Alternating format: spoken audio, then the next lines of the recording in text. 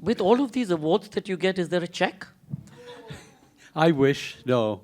There's no publisher's award with large wallets attached. Give the awards back, or can you auction the medal? I've been trying to sell it the metal? medal, but I'm told it is metal. Oh, so it's not even. What is the point? I don't get it. So I don't know with most of you know Naveen really as a publisher, but I've known Naveen in his earlier and continued avatar in theatre, which is where much of his world started and much of my world started as a lighting thing. And maybe we're going to start even before that. So Naveen, what was fascinating was to hear that how even when you were a baby in the womb, you were listening to your mom singing songs, and that's one of the first memories that you have as a kid. And I love the way that you described her morning lullabies being so deep and with a great timbre, as opposed to, well, later in the day. There's a little memory trick here, Sanjay. You and I are both aging beauties. I'm 32. It was the father who sang, and it was the mother's lap that I ended up hearing a lot of other people sing, including people like Talat and so on and so forth, and all these wonderful film singers, Kishore Kumar. And this was, of course, to set the context in Kashmir. In Kashmir, where my father had come from Lahore. He used to work for the Oberois, and post-partition, he stayed back for 6 months, smuggled out the staff with friends and helping him, hide and so on and so forth. And so he was, old man Oberoi was very loyal to him, so he got a job, food and beverage, Kashmir. Kashmir, you must remember, was never a touristy spot then. The film stars, in fact, Sunil Dutt, Nargis's romance happened supposedly in front of my 4-year-old eyes, but yeah. So they would come home for Prem, my mother's palau and kheer and stuff after a day's shoot, and they would have these little soirees of singing. And my father stand in a kind of Seagull type voice. Nothing to do with seagull, but anyway. And in many ways, did that sort of set for you your path of being so involved in the arts? I think it started even earlier, because 2 grandfathers that I never met. One on my mother's side used to write screenplays for the Hindi film industry, and old man Kapoor used to take his script to a producer, and he would say, Kapoor Saab, chhad jao rati, pad ke dal, we'll read this and tell you. Next morning they would return it, and then it would come out as Chaudhary Ka Chand or something like that. And the other grandfather, who was in those days not even metric pass, as they called it, class 10, was the librarian of the Punjab University. So the books and the arts were kind of, retrospectively, one would like to romantically believe those seeds were set then, but who knows? I think it was the college, it was our theatre that really set us going. And how did you find your way then back to Calcutta? Well, he did. He would be, typically you would be 8-9 months in Kashmir, and that was closed down because of the snow, and 3 months at the Oberoi Grand. So I grew up at knee length to... Talk about a silver spoon in the mouth, by the way. No. So we would be in the Grand Hotel, and because we were the food and beverage guys' kids, my sister was older, so I kind of saw Duke Ellington's knees and Dean Martin's knees and wonderful Japanese strippers, and it was all like you were allowed access to backstage, in Princess, the nightclub, and Sherazad, which is now a swimming pool. So it was a wonderful time to, just be. One of the nicest pieces I've read that Naveen's written was actually when Pam Crane died. And for those of you who don't know, Pam Crane was this amazing singer. And Calcutta was really the capital of nightlife of India before it moved to Bombay, etc. So tell us a little bit about that time of Calcutta. Yeah, because I was plunged into making a living. My father lost his jobs one after the other. I don't think he kind of got used to younger... Not being in the Oberoi. Well, no, he left the Oberois, and he was in all kinds of places in Calcutta, Trinkers and the Blue Fox and so on and so forth. So between health and alcohol, he kind of stopped working. And as you and I know, we tend to turn in India our hobbies into livelihoods. And so I did theatre lighting, but then you and I never had enough money, but we had lots of affection, so I had to do other things. So I became what you'd call an impresario, an event manager, and so on and so forth, the early days, before it was a gleam in your eye. And that's how one started to produce music. So Pam and I used to get on very well. And Pam was always of an indeterminate age. She could have been 28. Rumors said she was 58 in the days we were in our 20s. I think she was always over 300, but looked somewhere in between. And she always wanted me to light her, because apparently I intuitively did justice to her. And then I started to produce, and she would do anything. I've had her in bathtubs, floating down from, in stage smoke, and, all kinds of stuff, that dressed as a cowboy on a rocking horse, and all kinds of things. So we used to do music reviews and things. So we were very close. And I had a kind of ritual every time I would leave Calcutta, and I would come back and not feel at home till I went to Madame Butterfly, the boutique she ran, and just sat and chatted for a while. There was a kind of connect. And then she kind of became a recluse and came out of it. We did a concert. In fact, that was Shunandini's first design venture. She did we did something called Blue Moon with Anjum Katyal, and our first editor, singer, and Pam Crane, and Shunandi designed these beautiful tickets and stuff like that. That's when we discovered she had this flair.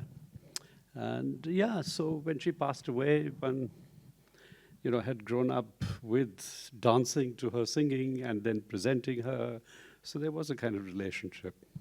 Calcutta in many ways has sort of really been part of your foundation, and Calcutta in its heydays, or before it's become all blue lighting and so on and so forth, was really the place to be.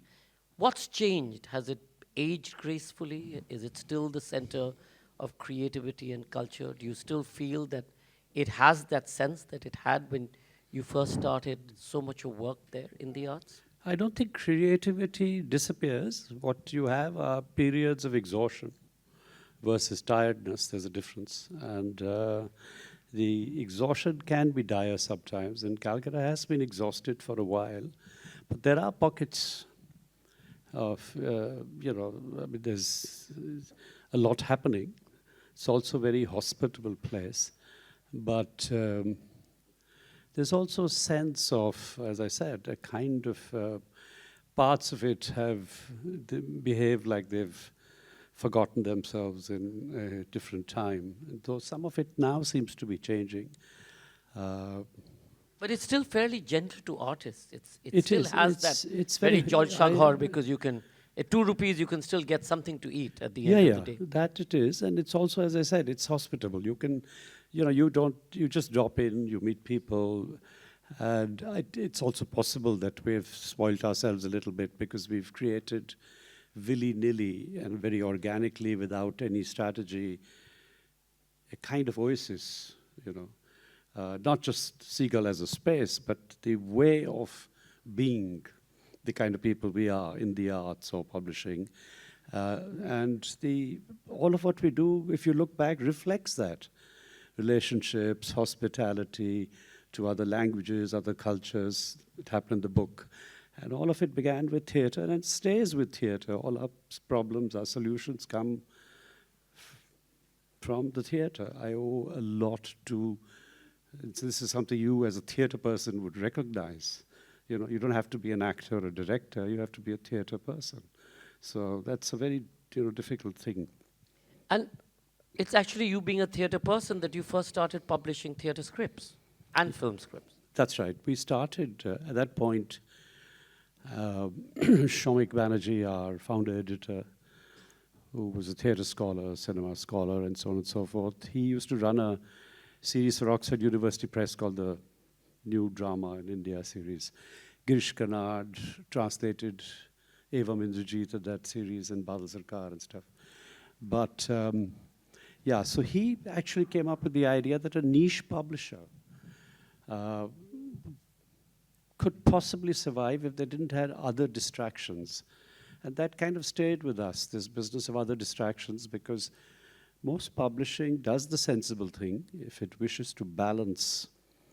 So have wonderful publishers around us who will tell you we do 60%, 70% of something that brings in the money to subsidize what we really want to do. But in practice, that doesn't, for us, work. What works for us is you build enough of a corpus of what we call the serious, the wish list, things that you feel only you can bring into the world. And eventually, you know, it pushes at the traditional marketing wisdom. And you survive, which we've done. So I think all of that is also a theater lesson. You know, you were talking about surviving. Obviously, niche publishing is more than just survival because it's difficult. You're finding new markets.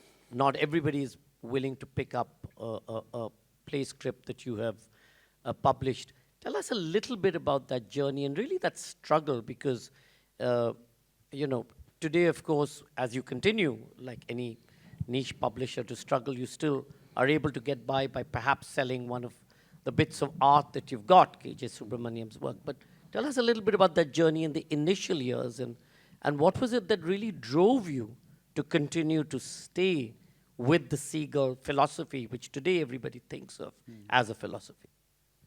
See, when you are actually doing it, there isn't a,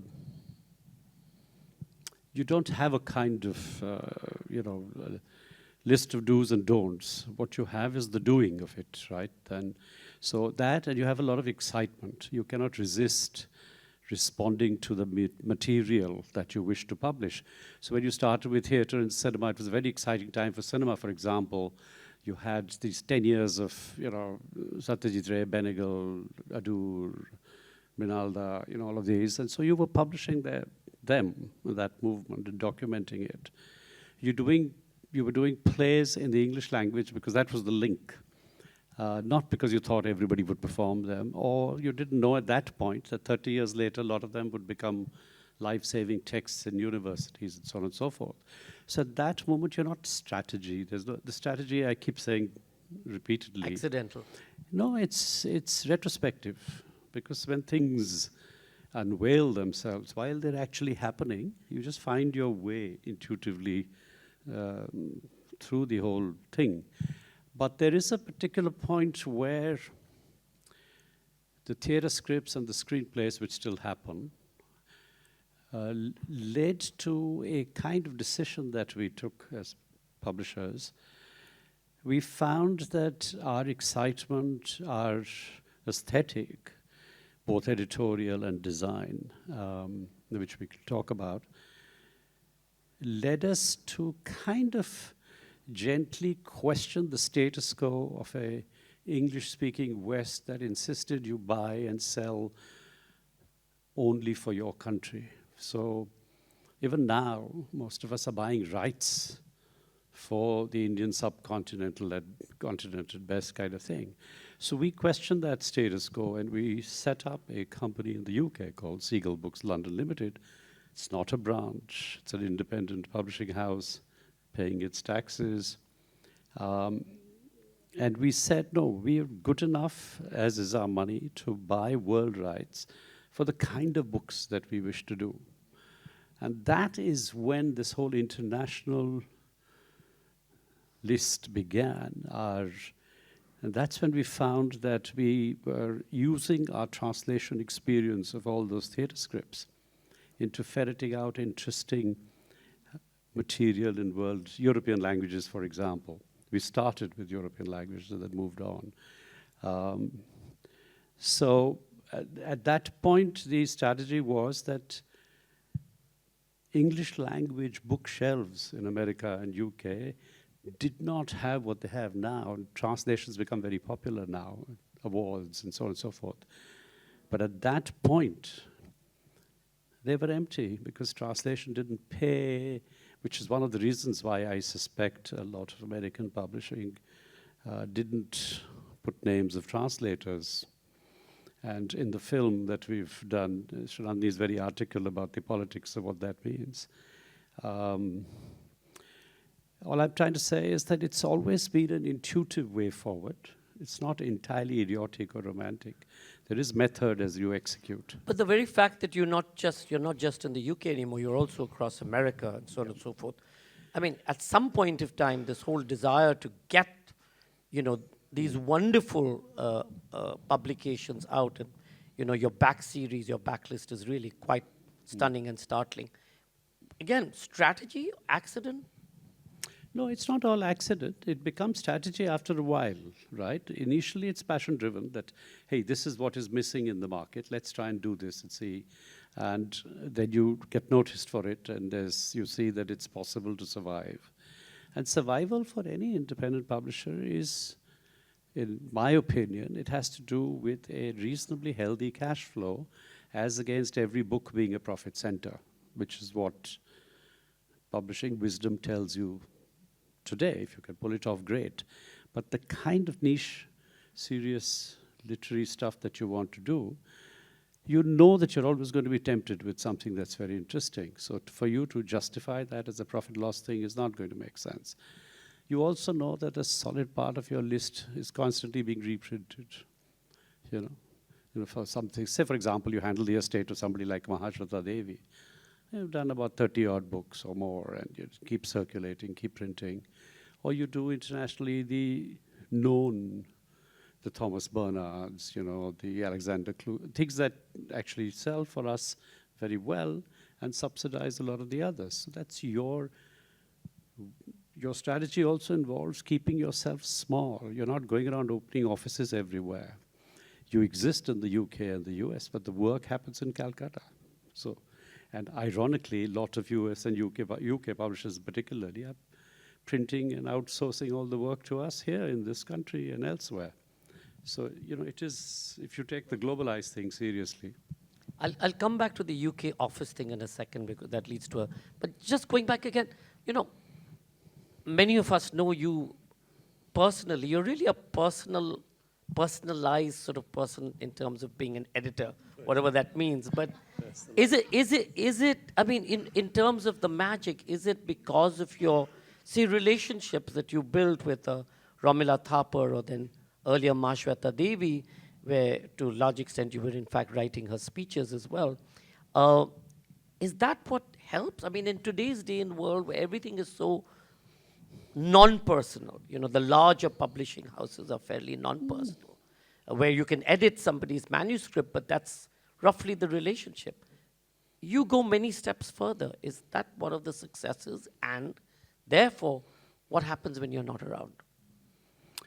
Well, if you start at the end of your question of not being around, this is old hat for us. We've had people ask us this.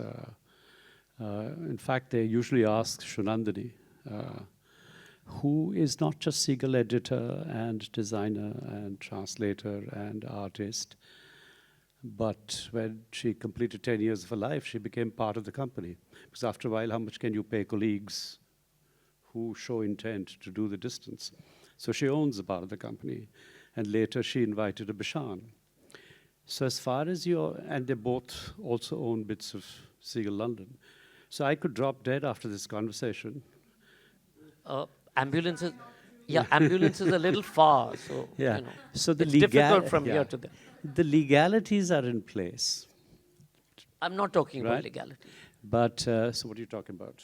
About the personalized aspect. Yeah. The fact that now the personalized aspect can never be in isolation. We luckily for us, the small team that you practice the personal within at home is, so to speak. It starts there. You become family, so you take the ups and downs of those relationships. And so everybody builds their own individual style of functioning. Mine depends a lot because I need relationships, right?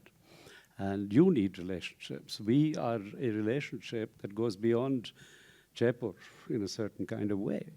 So it's also relationships of the head, right? It's not just a hard thing. So you may have, my preferred literary form has been the letter writing before computers. And then with computers, it became trebled. And so you tend to relate to people you become part of their lives and conversations, right? Even when you're not present physically at that level. The other interesting thing is that the Seagull catalog is very much a part of this relationship. It began accidentally in '89 when I used to design this sort of life in Seagull pre-Shunandani and post, so to speak. I didn't even know there was a life break. When did that happen? And so I did this catalog, which became, I didn't have the Claudia Kaisers in my life at that point. I'd go to Frankfurt. I didn't know you had to take appointments. But I had this catalog. And every time I went to a stall, And a beautifully bound catalog. I mean, it's not just a catalog that you see. Just for the record, for those of you who haven't seen the pre-Sunandani versions of it, they were. So the catalog would allow me to come back half an hour later, and they were curious who did this in a land which was suspect for printing and binding and lamination suddenly. So that was the baggage you carried. You wanted to show your aesthetic, and then that tradition carries on in a certain kind of way. But what that did was, that was not a marketing tool. It has seasons, 2 seasons of books and so on and so forth, but the hardcore selling of books and marketing is done by your distributors, the Chicago Press. So they do that bit of it. This is a relationship builder, if you look at it, which started earlier because you wanted to do something different, not just jacket cover and text. So you would write letters to a whole community of writers and booksellers and publishers, and they would write back in their languages on your annual theme that you gave. So this year's theme, for example, is climate change, and each cover is bound in discarded Ritu Kumar fabrics and that kind of stuff. So it signaled that your relationship with aesthetic, design, craft, paper, everything in one little thing for the perceptive, sensitive recipient of that. So it was aimed at authors and publishers who just completely understood you. And one last thing here was the real, the thing when it works for you is magical, because when I was given the Goethe medal, the woman who was supposed to do a laudatory speech had not been in touch at all. And I was kind of getting fidgety because all my German friends were saying, but why is she not getting in touch? How is she going to give an 8-minute speech? How does she know you? 2 weeks before, I get a letter saying, can you send me some of your catalogs? We did. And then at this thing, at the ceremony, she gets up and, no, she doesn't. She meets me. She comes up to me. And the first thing she says, shakes my hand, says, how is Shunandani? She hasn't come? So I've kind of, my penny dropped that she's been through the catalogs and figured out who does them and so on and so forth. And then she does a whole speech where she sums up our whole philosophy of affection, hospitality, relationships through the design, the aesthetic, the content of this catalog. That's when it works, and it's worth a lifetime to have 1 or 2 people who get it. Again, I don't know how many people have received or seen any of Seagull's catalogs in the room. So for those of you who haven't, you haven't lived, and it's a. I mean, because it's not so much only about the printed word in these catalogs. Every page is so beautifully designed that it opens up a whole new world. When I went to Seagull, whenever I went to Seagull, and I saw Sunandani at work, and they were then doing, she was then designing one of the new catalogs. I mean, I wanted to buy I asked her, I said, these are just so exceptional in the imaging that they do. I said, are these not art pieces? And they said they were. There's a limited edition series, and I picked up a couple of which I gifted all around. They're absolutely stunning. And it's a different kind of publishing. Today, I mean, you all have been trendsetters, so today you do have, and certainly here, there's some beautifully published books of art and also for children that you're seeing more and more, but in many ways, Seagull was the leader in that. So please try, I don't know whether you have any in the... Oh. But we don't have any in the bookshop or in the... Not the catalogs. We have books. We don't have the catalog. Well, the catalogs are the one that should sell first, and then you can decide about the books. But sorry, Sunandini, you're sitting there, but I'm going to ask you this. So tell us the Sunandini story, because she volunteered to be part of Seagull, and then what happened? No, she came in as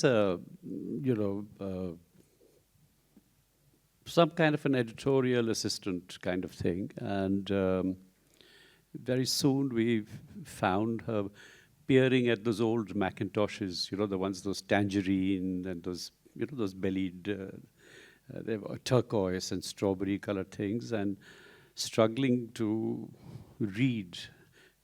She was too embarrassed to ask how to increase the font size at that point. And that was the last time she was ever afraid to ask any such thing. And it just, the way the Seagull offices have always been laid out, it's a kind of open thing. I can see what you're doing on your machine, not with a view to e-audit. It's more a living room for those of you. Yeah. Anybody here been to Seagull office? Yeah, it's just a beautiful environment, full of art and occasionally lovely coffee, and great So I place. saw her tinkering with some typeface and so on and so forth, and asked her to do one or two things, and got excited with it. And that was the time Anjum and I were also part of some theatre project that was taking us to Penang and Kuala Lumpur and Hong Kong and stuff. And I remember there was one big 200-page Seagull Theatre quarterly issue on the Bengali theatre, which had to go to press and get designed, and I used to do the stuff. So I told her that, go to that, just do the thing, and she said, yeah, okay, I'll do it, but don't you want to see it? I said, no, you do it, send it to print. So then one didn't look back. It was just like, a kind of blossoming where all her reading and her aesthetic, she grew up. You didn't have to chain her to the table. No. No. She used to sit, she used to bring, that was within a week of coming, she brought a whole, like a goldfish bowl and put it over there, and we had to respect the fact that... The goldfish is also in some of the work that she's done. Anyway, so that's where it started, where she started to explore. And as she often says, that it's really not waking up in the morning and wanting to make art, but it's the books that led to, and I started to do other things. It gave me the freedom to let go that aspect. And then she taught all her editors to set the pages. All our page setting we do internally, and the only thing goes out to print. So everyone has some sort of stake in the design and so on and so forth, which she does.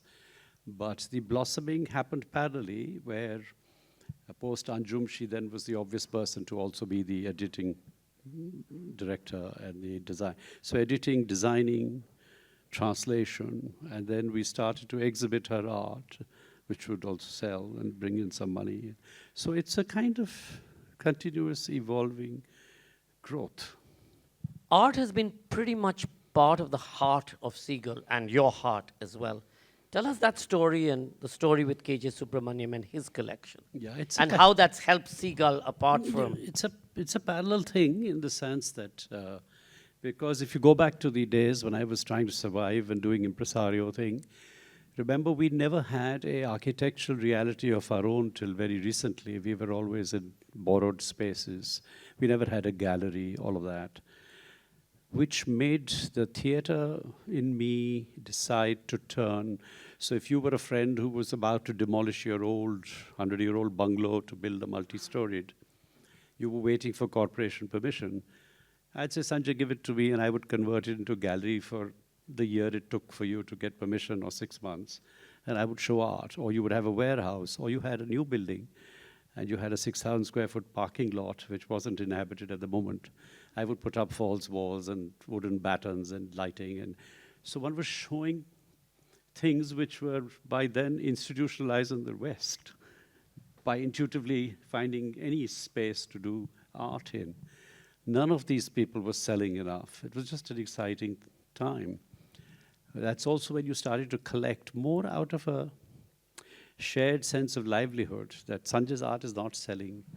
So, but he needs to sell something, so I would borrow money and buy a little bit at a discount. There was no strategy that you were going to become blue chip 40 years later. So the Subramanian relationship began somewhat like that, where his first book was offered to us by one of his student archivists, Professor Shivakumar. And that's how I discovered his art and started to show him. And of course, not much was selling in those days. Then the relationship grew as publisher, as student first, then as friend. Then I suppose at some point behind my back, I would always hear stories about how he saw me as a, there was a kind of sun figure emerging and that kind of thing. And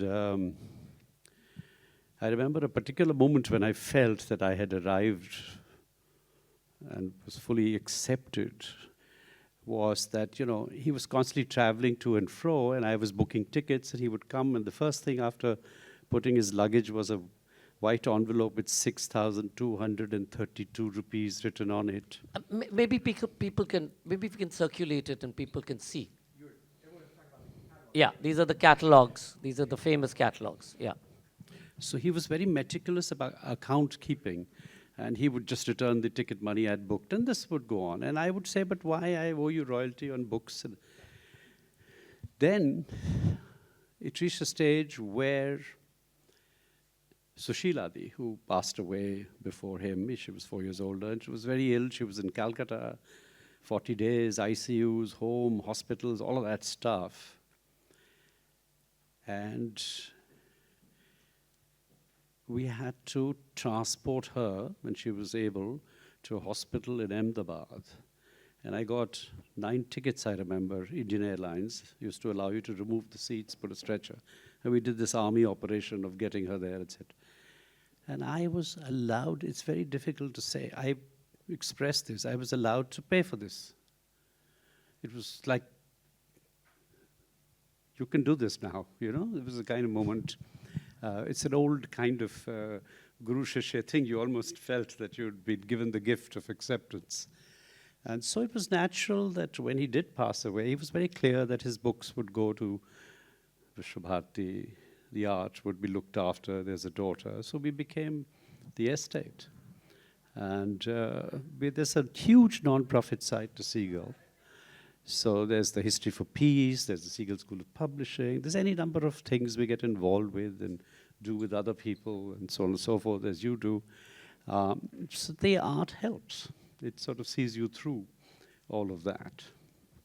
But it wasn't just about seeing you through. I mean, today, the Seagull office and the Seagull bookstore is really also an art, a space for art. Sure, yeah, that's because that was one relationship, but there were lots of others. We were working with Somnath Aur and Meera Mukherjee in the same way. Chitravanu Mazumdar was the first artist we ever showed. There are younger people we work with now, right? So you're still doing it, but you're not, your economy is not that of a commercial gallery where the frequency with which you show, the urgency with which you need to show and sell everything to survive. It's with us like the books. It's a wish list of who you wish to show. And we're very good with traveling. We've created an alternative kind of art traveling sort of scenario where this country has lots of languishing Lalit Kala academies everywhere in so-called small town places. We take Subramanian there, or we take a Somnath Aur, we take a young artist. They're not for selling, because nobody buys there. But amazing reactions, footfalls, because none of these people get to see the masters. They get to see local.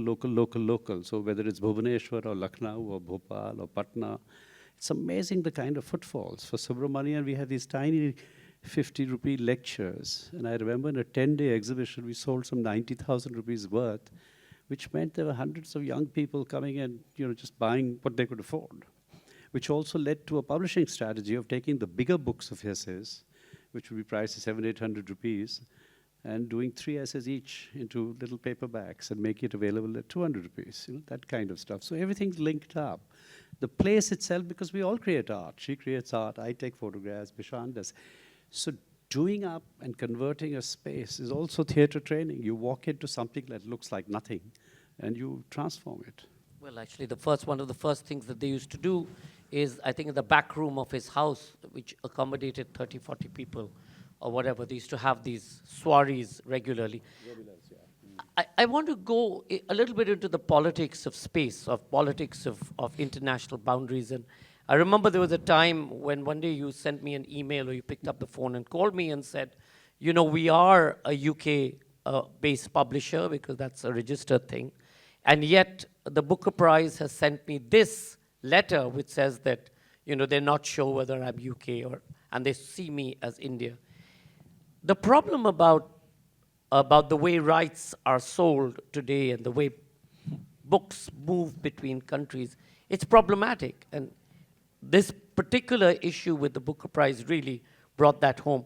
Can you share with everybody a little bit about what happened and some of the politics that we see today in terms of how rights goes and how books move back and forth, and perhaps what it could be, and I'll come back to that in a second. Yeah, no, the Booker thing is actually, there's no great mystery to this. It's basically when Booker first decided to have a translation award, ages ago, before Laszlo Krasznahorkai got it, so to speak, Mahashweta Devi was selected for one, and I had no distribution there. I didn't exist as Seagull London. And I remember getting in touch with a man of the left, Central Books, for those of you who are from there, Bill Norris, and actually sent, because they wanted the books in the bookstores, about 200 copies of some half a dozen Mahashweta books. But then they discovered closer to the shortlist that it was not practical for Mahashweta because she was by then already wheelchair seeking.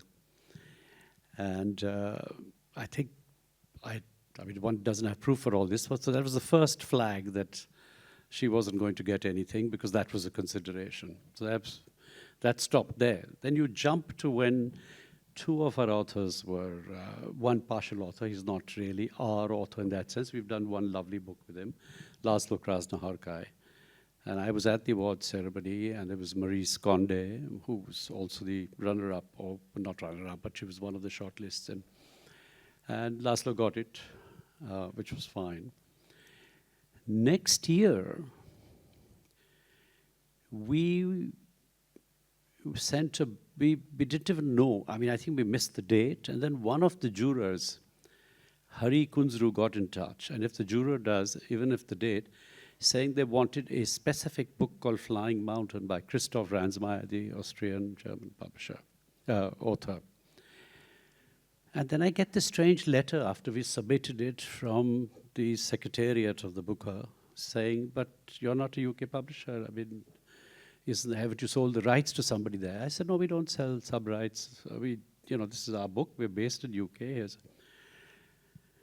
So we had to go through some not so pleasant letter exchanges where you had to say that you exist, you could go to the company house, you could see the accounts, you could, So they grudgingly accepted that year, and the book got shortlisted.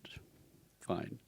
Next year we were more conscious and we submitted it, but was stopped right away, saying that we've checked, we agree that you are UK-based, we see your name there, we know you have a Nielsen ISBN, but you're not based here. So I said, look, I've never hidden the fact that our political choice was to do the work in Calcutta. We pay taxes in your country, and like a lot of your publishers, we have editorial people there. We do not wish to have infrastructure. That's a personal choice. Your website does not say that there has to be a staff of 4 people there, etc. No, but how do we know? We see on your accounts that you're making losses. So I said, what has that got to do with anything? Hello? want detailed account balance sheets from you. That's when I put my foot down. I said, keep your reward. There's nothing to hide, and the laws of your land insist that you put things up in abbreviated form on the website and stuff. But there was a lot of backstage drama then, including you writing to just about everybody else. We had somebody, a Siegel author on their committee, who said, I'm helpless, this is how it is. So in future, why don't you sell the rights to a UK publisher? I said, no, it doesn't work like that. So we'll stay away from the booker, and that's what we've done. And so when there is a passionate author who's dying to be on the booker, I always say that I'm sorry, but we can't get involved. You know, it's so interesting. Yesterday, I was in a session with Josephine Quinn and Brian Catloss on how the West was made. And one of the things that Josephine argues is that the West was made by ideas that traveled through trade and through philosophers and travel writers who went from one continent to the other, and they borrowed from the Turks, who borrowed from the Arabs, who borrowed from the Indians. And yet today, even in the space of ideas, we still look at this as boundaries. Since COVID, has that changed? I mean, given that now you can be in Australia and be editing a manuscript for somebody else, or you could be in the Antarctic and doing... Yeah, well, you know, so 2, 3 things have changed. One, of course, is that our own way of functioning, COVID, post-COVID, is that we're printing in different countries. Because freight and customs, all these things have become paranoid and changed and expensive and stuff. And so if I want books in Australia, I print them there because we have distribution there. The US printer does, it's easier for them to get into the Chicago warehouses. So there's happening in India. So because we publish the same thing worldwide simultaneously, so you're printing them. And these are not digital editions, they're proper print editions. And you do the digital in terms of, you know, when you need something that you run out of very quickly. So technology allows you to bypass all this new post-COVID, what I call freight trauma. And papers kind of become like a stock market thing. You can never fix the price of it. It's constantly fluctuating and so on and so forth. So those difficulties are there. But on the plus side, one of the benefits for COVID for us, tangentially, was the Siegel School of Publishing thing, which used to be an in-person course where you could get 20, 24 people. And now we discovered accidentally that a lot of people who really wanted that course can join online because our neighboring country doesn't allow visas, so they can now join, or somebody sitting in Palestine or New Zealand, or, you know. So we decided we just keep it online now, and you have twice as many people. You have no funding support, but it works because there's twice the number of people, 40 plus people who can now join and actually be there. So there are, you know, pros and cons to that. We're going to run out of time. I wanted to open it up for a few questions, but before that, last quick question, Naveen. Do you see yourself as a political publisher? Well, I mean, let me correct that. Do you see yourself as a political editor or an editor of political thought, and therefore is your publishing sort of addressing some of those issues? Yeah, publishing is constantly addressing the times. You cannot any longer see yourself as apolitical, or the word neutrality doesn't any longer work anywhere in the world. So you're fooling yourself if you think you can remain neutral in any way. That was always the case, only it wasn't out in the open. But yes, if you look at our books, you look at our lists, you know, it's like we did a small little lecture that Romila delivered at IIC with armed guards around because there was a threat. And she sent a hesitant thing saying, I know you won't agree, but shouldn't you consult a lawyer because I don't want Siegel to...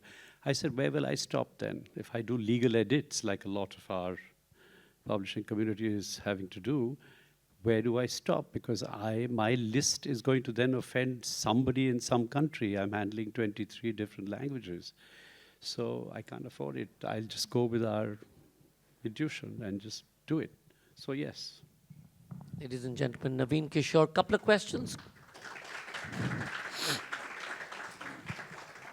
Any questions? Otherwise, I'm happy to, yeah.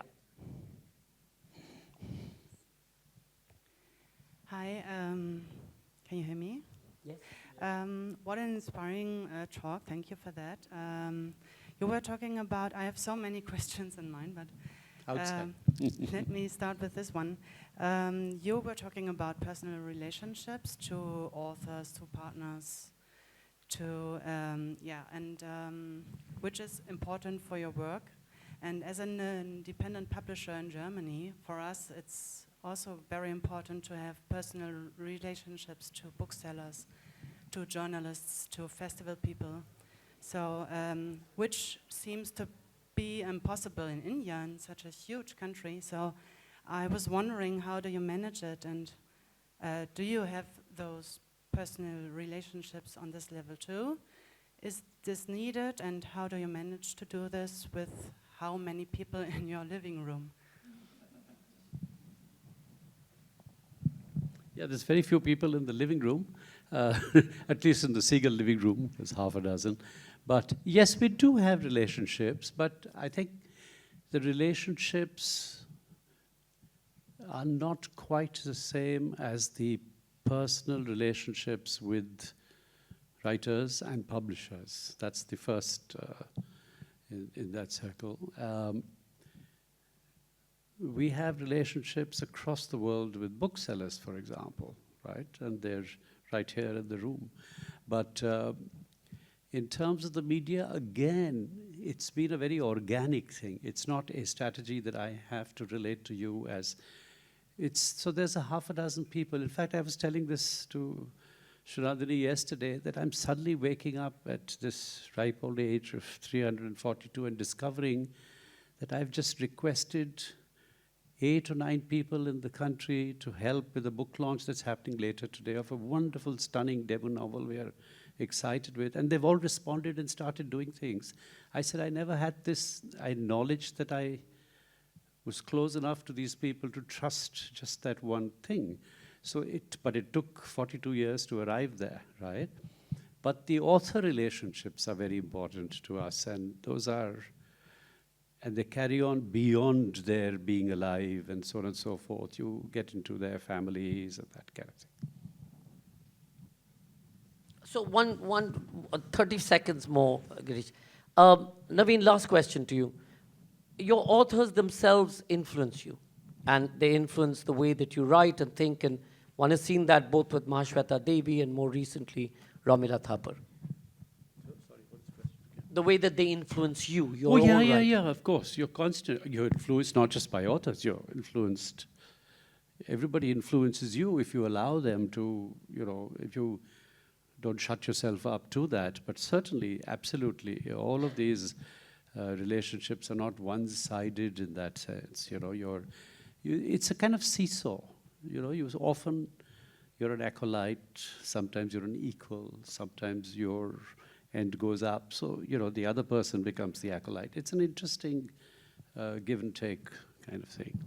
Thank you so much, ladies and gentlemen. Naveen Seagull, Sunandini, and of course, Seagull. Seagull has a movie that was made on it by Pushkin and Pushan Kripalani. Pushan Kripalani, and I think the thingamajig is on the screen. I wish Pushkin had made it, but anyway. Yeah. Thank you so much. And you can just, take a grab of the QR code and download it, and it gives you much more of breadth and width of the Seagull story.